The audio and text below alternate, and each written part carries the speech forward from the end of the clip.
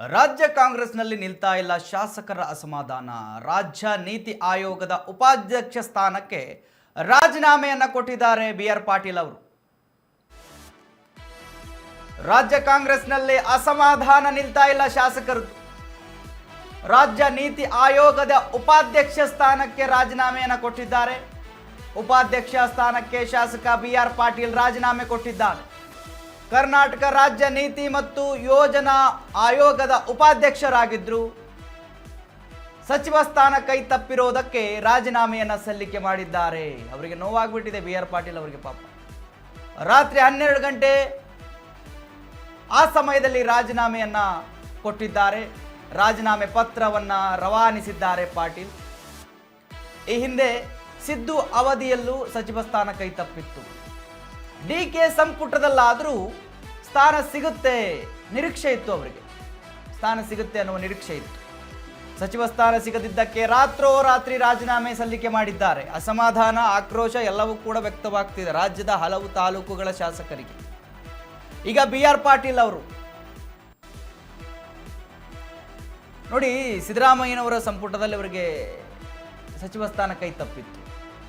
ವಿಸ್ತರಣೆ ಆಗುತ್ತೆ, ಮುಂದೆ ನನ್ನನ್ನು ಪರಿಗಣಿಸ್ತಾರೆ, ನಾನು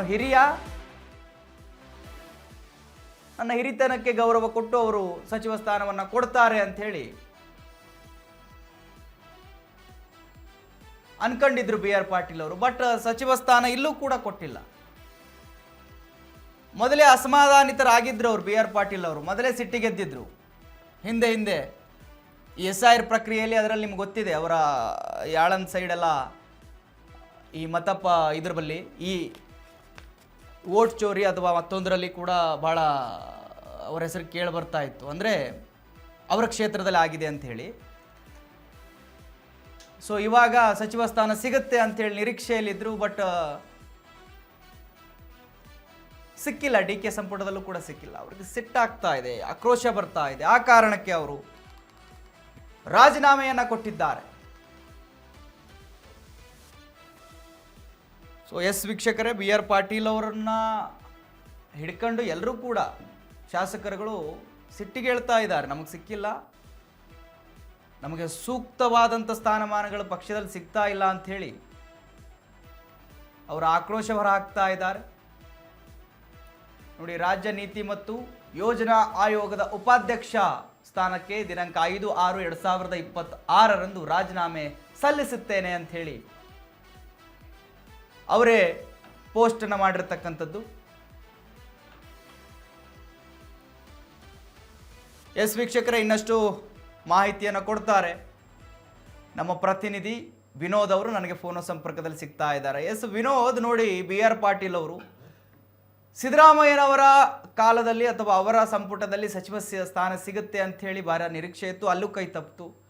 ಡಿ.ಕೆ ಅವರ ಸರ್ಕಾರದಲ್ಲಿ ಅವಾಗ ಸಚಿವ ಸಂಪುಟ ವಿಸ್ತರಣೆ ಆದಾಗಲಾದರೂ ಅವ್ರಿಗೆ ಸಿಗುತ್ತೆ ಅಂತ ಭಾಳ ನಿರೀಕ್ಷೆ ಇತ್ತು. ಹಿರಿಯರು, ಅನುಭವಸ್ಥರು, ಸಿದ್ದರಾಮಯ್ಯನವರ ಜೊತೆ ರಾಜಕಾರಣ ಮಾಡಿರ್ತಕ್ಕಂಥವ್ರು, ಅವರ ಒಂದು ವಯಸ್ಸಿನ ಸಮಾನರು.